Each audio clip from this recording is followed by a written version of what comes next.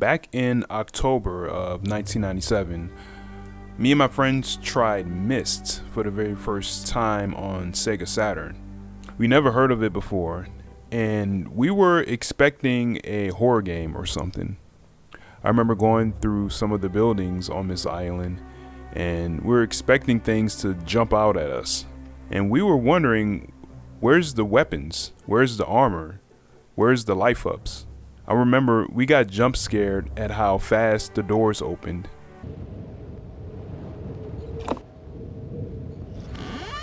But after playing Myst for about an hour or so, we noticed and discovered this isn't a horror game. It's not an action game.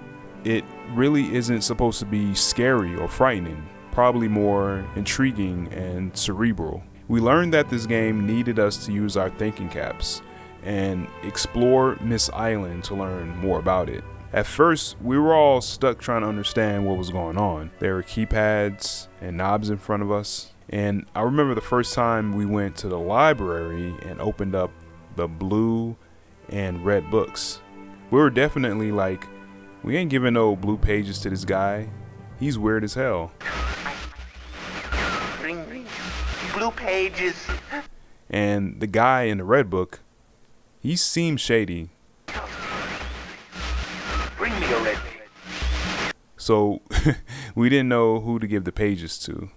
The name of the guy in the blue book is Aknar, and the guy in the red book is Sirius. And we didn't like either of these guys. Revisiting this game as an adult felt so differently compared to playing it as a kid. Back then, I think my attention span was terrible, so I couldn't figure out most of the puzzles. I think it's just amazing how they made this game back in 1993. Watching the making of the game video, it was always so inspirational to me because the devs were working with simple programs and tools at first and built the game from the foundation of those tools with more sophisticated software and techniques. I like when they made bubbles from blowing a straw in the toilet. The most hateful sound had to be the bubbles. What you hear are actually bubbles in a toilet. I tried big tubes, little tubes, sticking it way down there, in the part where the trap goes down. So here's a rundown of all the ages in Myst that I visited and what I thought about them. The channelwood age is a misty forest that appears flooded. Small amounts of sunlight escapes in between the tall trees, giving a combination of clarity and enigma. This is a very moody area that I remember seeing my friend reach a few weeks after him and his brothers bought the game. Now playing through the game myself, I was able to reach the canopy area that has all the tree houses linked together. The detail inside of each treehouse is really incredible, and I love how the mix of fog and sunshine is sprinkled throughout. This age is both beautiful and kind of unsettling because it has a feeling that this forest just goes on and on forever. Thankfully, the water sounds and birds chirping is very, very comforting. And I did visit the Red and Blue Brothers books, Aknar and Sirius. Aknar is still weird as hell. He gives me the creeps. Just look at this weird video player in his room.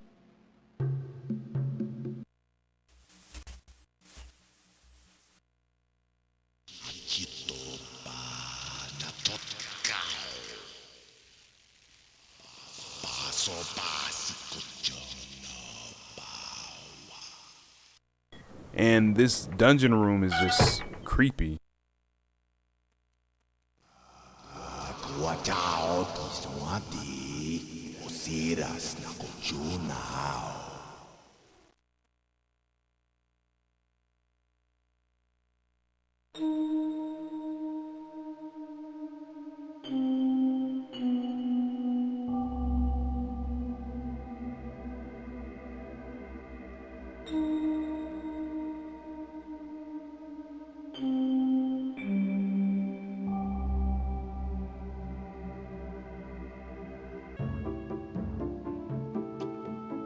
Sirius seems like a neat freak. This room is so clean and fancy, but the dude is still shady to me though. It's funny I'm saying this because I still grabbed Aknar's blue page. Keep in mind, I'm doing this playthrough without any outside assistance to see how intuitive the puzzles are and to see how well I can figure things out.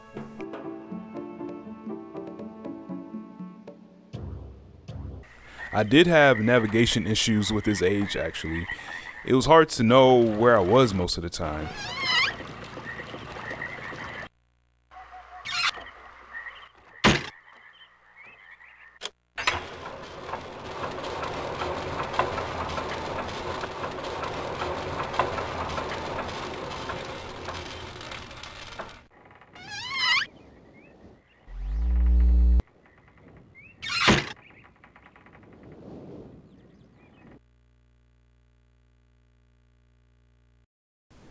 The mechanical age is an area that I do remember discovering myself as a kid. The only thing that creeped me out was Aknar's room with the dungeon. The scary ass dark music made me feel that I was really there. And also this fool got a damn electrified cage in there. And he has a snake in the box that snaps at you when you open it. After fiddling with the tower rotation and guessing the last puzzle, I decided to dip out into the next area.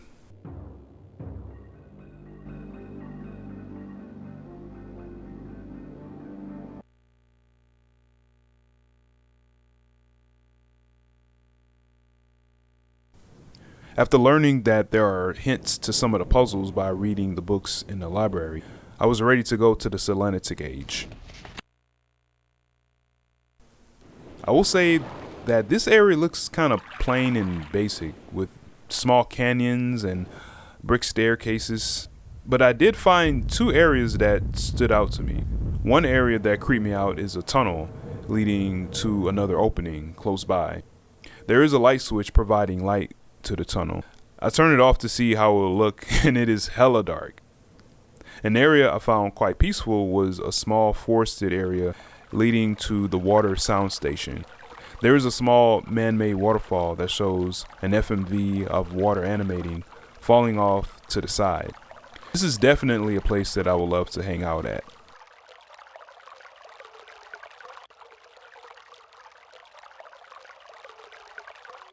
After solving the main puzzle for this age, it was time to go back to Myst Island, but I had a feeling it wasn't gonna be that easy.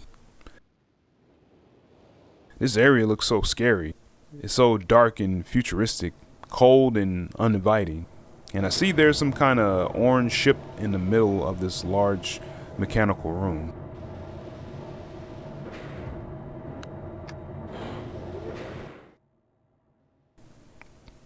So to be honest, this maze section took me hours to complete.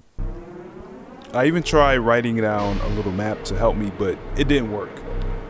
I mean, it does look cool going down these dark tunnels with this heavy machine sounds blasting at every direction I turned the ship in.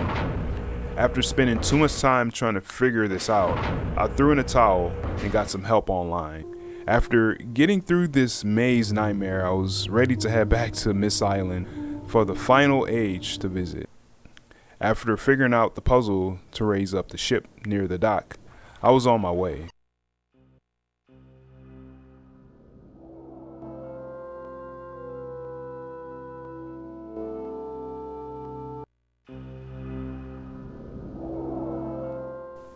The Stoneship Age is probably my favorite to visit. It's not as large, thankfully, but it does have some interesting elements. When I unflooded the ship's quarters, inside it is very, very dark, but you can see a beautiful window spread. So it looks like this is like an underwater aquarium style sort of room. And because of how dark it is, you can't go very far. After turning on the power to light up the cave that you have to unflood, it leads to a compass switch room and Sirius and Aknar's room. When the power goes out from it being drained over time, or if you make a mistake on the compass switch, there's this creepy ass alarm that sounds. All the lights go out. All you have is a single blue light and more darkness to guide you out. You can make it to the brother's room if you can, or go back outside and turn the power back on in the lighthouse. So I decided to check out each of the brothers' room. Sirius's room is pimped out. Like, look at that bed, and look at the background painting behind his headrest. And that desk and Chester drawer, it looks amazing. Whoa, he has some drugs in one of his drawers. There's a cool globe that has an FMV that I love staring at. It's just some clouds moving. I just love this room. It's so lavish, neat, orderly, and symmetrical. Let's go to Agnar's room.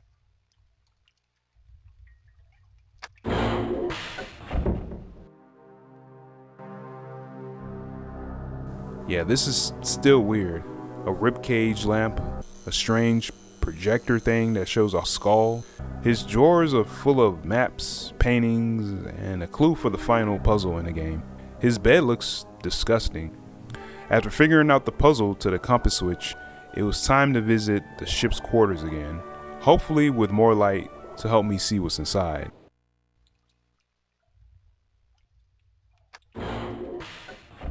And oh my god, it's beautiful. This room is probably my favorite area in the game.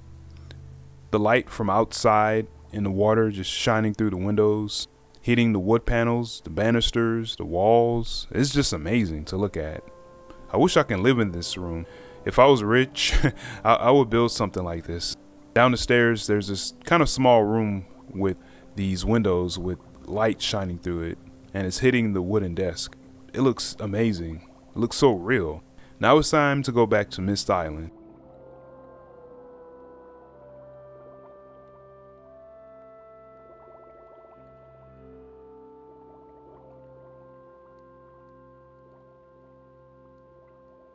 After meeting the dad of the two brothers, I decided not to give the last blue page to Agnar and not give any to Red. And I think I got the good or best ending of the game. I decided that I'll check out the other endings at another time. Oh, and one more favor. I am fighting a foe much greater than my sons could even imagine. At some point in the future, I may find it necessary to request your assistance. Until that point, feel free to enjoy the explorations from my library on Myst. Thank you again. I'm not sure why exactly I decided to play through the Saturn version of Myst. I already have some of the re-releases on PC. I guess because this was my introduction to Myst. Lots of memories attached to this one. Is this game creepy? I think it has a fair amount of creepy elements. And when you learn more about the lore, it gets quite dark. A lot of people call Myst boring. Well, it wasn't supposed to be an action game. It's a game that rewards curiosity and exploration rather than mindless violence, which can be fun if the gameplay is designed correctly. After a while, my friends started to hate Myst, but I didn't have any hatred for it. I admired the slow pace, almost dreamlike feel of the game.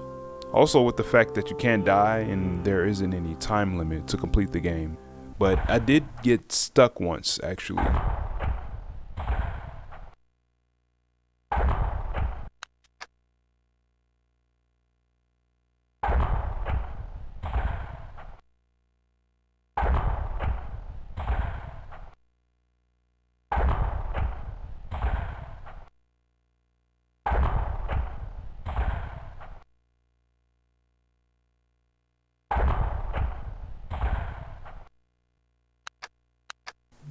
But not having those usual video game type of concepts and tropes make for a rather relaxing experience.